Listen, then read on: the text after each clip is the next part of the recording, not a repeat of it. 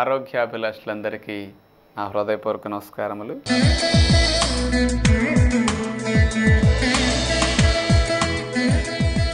ఈరోజు మనం జలుబు, దగ్గు, కఫం తగ్గాలంటే ఏం చేయాలో తెలుసుకోబోతున్నాం.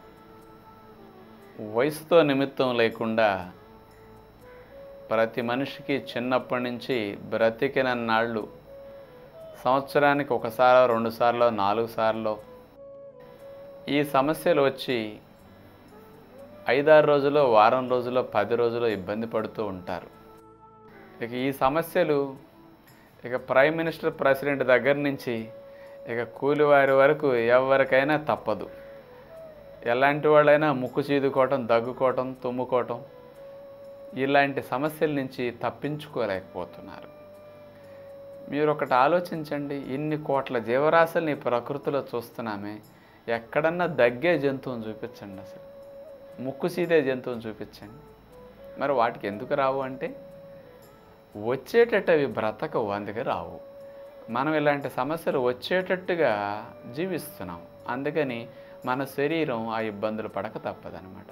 మరి ఎందుకు ఇట్లాంటివి వస్తాయంటే మీరేమంటారు, గాల్లో ఇన్ఫెక్షన్ అండి, వైరస్ల వల్ల నాకు వచ్చింది ఈ థ్రోట్ ఇన్ఫెక్షన్, కఫము కానీ, దగ్గు కానీ, ఈ జలుబు కానీ, ఏదో ముక్కు జలుబు కారుతున్నది అనుకోండి, ఇన్ఫెక్షన్ అండి అంటారు. మరి ఈ ఇన్ఫెక్షన్ ఎక్కడి నుంచి వస్తుందంటే నీళ్ళ ద్వారా, గాలి ద్వారా, ఆహారం ద్వారా వచ్చింది, ఆ క్రిములు అట్లా వచ్చాయంటారు. మరి ఆ ఆహారము, గాలి, నీరు ఆ జంతువులన్నీ తీసుకుంటున్నాయి కదా, మరి వాటికి ఎందుకు రావట్లేదు? ఆ క్రిములు వాటికి వెళ్ళటలేదంటే వెళుతున్నాయి నీళ్ళ ద్వారా, ఆహారం ద్వారా, గాలి ద్వారా. కానీ ఆ క్రిముల్ని చంపే రోగనిరోధక వ్యవస్థ వాటిలో ఉంది. ఆ రోగనిరోధక వ్యవస్థ పెరిగే విధంగా అవి మంచి ఆహారం తింటున్నాయి, మంచి క్రమశిక్షణగా శరీరాన్ని వాడుకుంటున్నాయి, అలా రక్షించబడుతున్నాయి. ఇక మన విషయానికి వస్తే మనం జీవించే విధానం రోగ నిరోధక శక్తిని తగ్గించే విధంగా ఉంది కాబట్టి మనకు ఆ రెసిస్టెన్స్ పవర్ లేనందువల్ల ఆ క్రిములు లోపలికి వెళ్ళి మన శరీర అవయవాల్లో దాడి చేసి అక్కడుండే కణజాలాన్ని ఇబ్బంది పెడుతూ ఇన్ఫెక్షన్ కలిగించి వారం రోజులు, 5-6 రోజులు, 10 రోజులు మకాం వేసి మనకు రకరకాల సమస్యలు కలిగిస్తున్నాయి. మరి ఇలాంటివి వచ్చినప్పుడు మీరు ఉపశమనానికి యాంటీబయాటిక్స్ వాడతారు. జలుబుకి, దగ్గుకి, కఫానికి యాంటీబయాటిక్స్ వాడటం ఏదో పిచ్చుకల మీద బ్రహ్మాస్త్రం ప్రయోగించినట్లు అనమాట. ఎప్పుడూ వీటికి మందులు వాడకూడదు. జలుబు, దగ్గు, కఫం ఇలాంటి సమస్యలు వచ్చినప్పుడు శరీరం వాటిని సహజంగా ఆ ఇన్ఫెక్షన్ న్యాచురల్గా తగ్గించుకునే ప్రయత్నం చేస్తుంది. మనం కొంచెం అలవాట్లు మార్చుకుంటే చాలన్నమాట. కానీ మీరు ఈ జలుబు, దగ్గు వచ్చినప్పుడు 5-6 రోజులు, వారం రోజులు, 10 రోజులు బాగా అవస్థ పడతారు, నిద్ర ఉండదు, మాట సరిగా రాదు, నలుగురిలోకి వెళ్తే ఆటంకం ఉంటుంది, చాలా అసౌకర్యానికి గురవుతారు, ఎక్కువ రోజులు బాధపడతారు, మందులు వేసుకుని కూడా. మరి అన్ని రోజులు ఎందుకు బాధపడుతున్నారు మందులు వేసుకున్నా అంటే మీరు తింటున్నారు కాబట్టి బాధపడుతున్నారు. శరీరం నాకు బాగోలేదు మొర్రు అంటే దానికి సెలవు ఇవ్వకుండా దాన్ని ఎత్తినంత 3 పూటలా పడేస్తే ఇబ్బంది 4 రోజులు ఎక్కువ అవుతుంది. అందుకని ఏ మందు మీకు ఇలాంటి సమస్య వచ్చినప్పుడు సుఖాన్ని ఇవ్వలేదు చూసుకోండి. మీ జలుబుని కారకుండా ఆపలేదు, దగ్గుని సడన్గా ఆపలేదు, మీ ఇబ్బంది పడాల్సిందే. మీకు త్రోట్ కూడా వెంటనే మందు వేసుకున్న ఇన్ఫెక్షన్ తగ్గుతుంది, నార్మల్గా రాదు. కానీ ఇన్ని రోజులు ఇన్ని బాధలు పడే కంటే నేను చెప్పిన నియమాలు కొన్ని ఆచరిస్తే అసలు 2-3 రోజుల్లోనే ఇన్ని సంవత్సరాలు ఎప్పుడూ మీరు ఇంత హాయిగా ఈ సమస్య నుంచి బయటపడి ఉండరు, అంత సింపుల్గా బయటపడతారు. ఎంత హాయిగా అనిపిస్తుందో ఏ ఇబ్బంది లేకుండా ఈ సమస్యలు ఉన్నప్పుడు కూడా. ఏం చేయాలి? రోజు ఆహారాలు తిన్నాం 3 పూట్ల, కానీ ఇప్పుడు సమస్య వచ్చింది. సమస్య వచ్చినప్పుడు కూడా ఆహారమే తిన్నామనుకోండి, మన శరీరం ఆహారాన్ని అరిగించుకునే పనిలో బిజీ అయిపోయి ఇన్ఫెక్షన్ తగ్గించుకునే పని పోస్ట్పోన్ చేసేస్తుంది. ఎందుకంటే ఆహారం ఇక్కడ పడిన తర్వాత దాని బాధ్యత ఫస్ట్ దేహానికి. ఈ ఇన్ఫెక్షన్ 10 రోజులు, వారం రోజులు పట్టి ఇబ్బంది పడుతుంది అన్నమాట. అందుకని శరీరానికి ఆహారం పెట్టకుండా మనం శరీరానికి ఎనర్జీ వచ్చేటట్టు జాగ్రత్త పడాలి. ఎలా? మీకు జలుబు కానీ, దగ్గు కానీ, కఫము కానీ రేపో ఎల్లుండో వస్తుందనగా ముందు రోజు నుంచే, ఒకరోజు 2 రోజుల ముందు నుంచే లక్షణాలు కొన్ని వస్తాయండి. వర్షం రావటానికి ముందు ఉరుములు, మెరుపులు, చల్లదనం, మబ్బులు ఎలా తెలుస్తాయండి? 1 గంట 2 గంటల ముందైనా. అలాగే ఈ శరీరం చక్కగా లక్షణాలు అందిస్తుంది.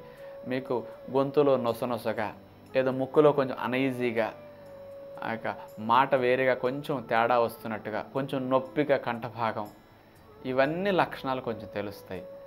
అలాంటప్పుడు మీరు ఆపకుండా తిండి తినేస్తారు. అక్కడతో మీకు సమస్య స్టార్ట్ అవుతుంది. అలాంటి కొంచెం లక్షణాలు వచ్చినప్పుడు మీరు మేల్కోవాలి. ఇప్పుడు చూడండి, బట్టలు ఆరేసుకున్నాం బయట, ఏదో అపరాలు గింజలు లాంటి ఎండ పెట్టుకున్నాం, మబ్బులు పడుతున్నాయి, గాలి చల్లగా వస్తుంది, ఉరుము వైపులు కనిపించాయి. మీరు ఇంకా వర్షం పడట్లేదు కదా అని అక్కడే ఉంచుతారా? వాటిని పడటానికి ముందు తీసుకుంటున్నారు. పడేటప్పుడు తీయటం మొదలెడితే తడుస్తాయి. అంత జాగ్రత్త ఉందే. 10 రూపాయలు పెట్టుకునే సరుకులు పోతాయని కోట్లు పోసినా ఈ దేహం రాదే. మరి దీని మీద ఆ జాగ్రత్త ఎందుకు లేదు? ఒక పక్కన ట్రబుల్ వస్తున్నదని చెప్పినా అప్పుడు కూడా పూరీ దోశలు లాగించాలా? మధ్యాహ్నం అన్నం తినాల్సిందేనా? ఆపాలి. అలాంటప్పుడు శరీరం ఆపవయ్యా అని లక్షణాలు చెప్తుంది. నీకు రాబోతున్నది, ట్రబుల్లో పడబోతున్నావు నువ్వు అని చెప్పినా మనం పట్టించుకోకపోతే ఎట్లా చెప్పండి? అలాంటి లక్షణాలు వచ్చినప్పుడే మనం తిండి తినటం మానేస్తే అసలు ఇన్ఫెక్షన్ గురి కాకుండానే మీరు బయటపడతారు. అలాంటప్పుడు మంచినీళ్ళు ఎక్కువగా త్రాగాలి. కాచి చల్లార్చి నీళ్లు త్రాగితే ఇంకా మంచిది. మన నీళ్ళల్లో క్రిములు ఉన్నప్పుడు ఆ ఇన్ఫెక్షన్ గురయ్యేటప్పుడు ఇంకా ఎక్కువ ఇబ్బంది కలిగిస్తాయి ఇవి. అందుకని కాచి చల్లార్చి నీళ్లుంటే త్రాగండి, లేదా మామూలు నీళ్ళు గోరువెచ్చగా త్రాగాలి కుదిరితే. ఈ లక్షణాలు ప్రారంభమైనప్పుడు ఆహారం అసలు ఏమీ తీసుకోకుండా మంచినీళ్ళు రోజులో 4-5 లీటర్లు త్రాగుతూ రోజంతా ఎక్కువ నీళ్ళ మీదే ఉండాలి. శరీరానికి ఆహారం లేనప్పుడు జీర్ణకోశం పని చేయదు. జీర్ణకోశం పని లేనప్పుడు శరీరానికి ఏ పని లేనట్లే. మన శరీరంలో ఉన్న ఎనర్జీ అంతా, మన శరీరంలో ఉన్న రక్షక దళాలు ఇవన్నీ ఎక్కడ ఇన్ఫెక్షన్ కారణమైన క్రిములు ఎంటర్ అయ్యి ఇక ఇన్ఫెక్షన్ కలిగించడానికి అవి ప్రయత్నిస్తున్నాయో ఆ భాగానికి రక్షక దళాలు వెళ్ళిపోయి ఆ ఇన్ఫెక్షన్ క్రిములను చంపడానికి ప్రయత్నిస్తాయి. అందుకని ఇన్ఫెక్షన్ స్ప్రెడ్ కాకుండానే ప్రారంభంలోనే నిర్మూలన జరిగిపోతుంది అన్నమాట. మరి ఒట్టి నీళ్లు తాగుతూ మీరు ఉద్యోగానికి వెళ్ళిపోండి, వ్యాపారానికి వెళ్ళిపోండి, ఇంట్లో పనులన్నీ చేసుకోండి, మీరు బడికి వెళ్ళండి, కాలేజీకి వెళ్ళండి, ఏదైనా డ్యూటీ చేసుకోండి, మీరు సెలవు పెట్టక్కర్లా. నీళ్లు తాగుతూ ఉండండి. మరి ఆకలి అవుతుంది కదండి, నీరసం వస్తుంది కదా అంటే తేనె తీసుకోండి. కలుపుకోవటానికి కుదరకపోతే 4 స్పూన్లు తేనె చేతుల్లో వేసుకుని నాకేయండి. ఇన్స్టెంట్ ఎనర్జీ వస్తుంది. మీకు కళ్ళు తిరగవు, నీరసం రాదు, తక్షణ శక్తి వస్తుంది. లేదా కుదిరితే ఒక గ్లాసు నీళ్ళల్లో, గోరువెచ్చని నీళ్ళలో 4 స్పూన్లు తేనె కలపండి. 4 గరిటెలు కాదు నేను చెప్పింది, 4 టీ స్పూన్లు, లేదా 5 అయినా వేసుకోండి. ఒక చెక్కగాని కాయగా నిమ్మరసం పిండండి. రెసిస్టెన్స్ పెరగడానికి, విటమిన్ సి క్లీనింగ్కి మంచిది, ఇన్ఫెక్షన్ బారిన రక్షించడానికి విటమిన్ సి అవసరం. ఈ గ్లాసు నీళ్ళల్లో తేనె, నిమ్మరసం కలుపుకొని ఒకసారి త్రాగండి. మీకు ఎనర్జీ 2-2.5 గంటలు వచ్చేస్తుంది. మళ్ళా మధ్యలో నీళ్లు తాగుతూ ఉండండి. తేనె త్రాగిన ఒక 3-3.5 గంటలకు మళ్ళా కొంచెం ఆకలి అవ్వటం, కొంచెం నీరసం, కొంచెం డల్లగా ఉంది అనిపిస్తే మళ్ళా తేనె తాగండి. ఎన్నిసార్లే త్రాగాలని లెక్క ఏమి లేదండి. మీకు ఎప్పుడు అవసరమైతే అన్నిసార్లు తేనె నీళ్ళు కలుపుకు త్రాగండి. తేనెకి జీర్ణకోశం పనిచేయదు. తేనెలో ఔషధ గుణాలు ఉంటాయి. న్యాచురల్గా యాంటీబయాటిక్ ప్రాపర్టీస్ చాలా ఉంటాయి. శక్తినివ్వటమే కాకుండా ఇన్ఫెక్షన్ నుంచి రక్షించే శక్తి ఉంటుంది. అందుకని తేనెకు అంత అద్భుతమైన ఫలితాన్ని ఇచ్చే గుణం ఉంది కాబట్టి ఫాస్టింగ్లో తేనెను వాడుకోండి. అట్లా రోజులో 4 సార్లు, 5 సార్లు, 6 సార్లు తేనె, నిమ్మరసం నీళ్లు త్రాగుతూ, కలుపుకోవడానికి కుదరినప్పుడు తేనె నాకుతూ, మిగతా సమయాల్లో మంచినీళ్ళు త్రాగుతూ సెలవు పెట్టేస్తారు. అట్లా మంచినీళ్ళు తేనీళ్ళ మీద ఉండేసరికి ఒక్కొక్కసారి పొట్టలో ఆకలి అవుతూ ఉంటుంది. ఆకలి వేసినప్పుడు ఎదుటి వాళ్ళ ఇంట్లో ఏదో తింటామో, లేకపోతే పక్క వాళ్ళు ఏదన్నా వండుకోవటమో కనిపించినాయి అనుకోండి, ఇక మీ మనసు మళ్ళీ అటు వెళ్ళిపోతుంది. అప్పుడు కక్కుర్తుబడి తిన్నారా మళ్ళీ తగ్గాల్సిందే, చీదాల్సిందే, మళ్ళీ నొప్పితో బాధపడాల్సిందే. అందుకని ఈ సమస్య ఇన్ఫెక్షన్ కింద మారకుండానే ప్రారంభంలోనే తగ్గిపోయి మీరు ఫ్రీ అవ్వటం కోసం మీరు ఇలా ఆహారం తినకుండా ఒకరోజు 2 రోజులు కంటిన్యూస్గా చేయండి.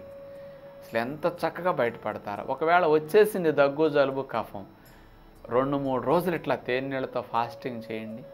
అసలు ఎంత సింపుల్గా బయటపడతారు. అందుకని వేడి నీళ్ళు త్రాగటం, తేనీళ్ళు త్రాగటం, స్నానం చేసేటప్పుడు కూడా వేడి నీళ్ళ స్నానమే చేయండి. వేడి నీళ్ళు పొక్కులను చూసేసేయండి. మరీ దగ్గులాగా వస్తే వేడి నీళ్ళ కాపడం పెట్టుకోండి. అంటే వారం 10 రోజుల్లో తగ్గేది ఇక్కడ 2-3 రోజుల్లో తగ్గుతుంది. ఎందుకంటే మనం ఆహారం తిన్నందుకు ఇన్ఫెక్షన్ తగ్గించుకునే ప్రయత్నం రోజుకు 2-3 గంటల కంటే జరగదు నైట్ టైం రెస్ట్లో. ఇప్పుడు అసలు తింటలేదు కాబట్టి 24 గంటలు ఇన్ఫెక్షన్ తగ్గించుకునే ప్రయత్నంలో 24 అవర్స్ రిపేర్ చేసుకుంటూ బాడీ ఉంటుంది. కాబట్టి స్పీడ్ రికవరీ అన్నమాట ఇది. అసలు జలుబులు, దగ్గులు వచ్చినప్పుడు కావాలంటే కొంచెం ఆవిరి పట్టుకోండి, వేడి నీళ్ళ ఆవిరి. మీకు కన్వీనియంట్గా ఉంటుందన్నమాట ఇట్లా చేస్తే. అందుకని పిల్లలకు రానివ్వండి, పెద్దలకు రానివ్వండి, ఎవ్వరికి రానివ్వండి, అస్సలు ఆహారం తినకుండా 2-3 రోజులు పావు కేజీ తేనె కూడా త్రాగండి. మీరు ఎక్కువ శక్తి వస్తుంది, అన్ని పనులు చేసుకోవచ్చు, హాయిగా ఇన్ఫెక్షన్ తగ్గిపోతుంది. యాంటీబయాటిక్ కానీ ఏ మెడిసిన్ వాడక్కర్లా. అంటే అసలు నిద్ర డిస్టర్బ్ అవ్వదు ఇంత ఫాస్టింగ్లో రెస్ట్గా ఉన్నందువల్ల. అందుకని ఇలాంటి మంచి టెక్నిక్ని మీరు ఆచరిస్తే బాగుంటుందని తెలియజేస్తూ తదుపరి కార్యక్రమంలో మళ్ళా కలుసుకుందాం. అందరికీ సెలవు. నమస్కారం.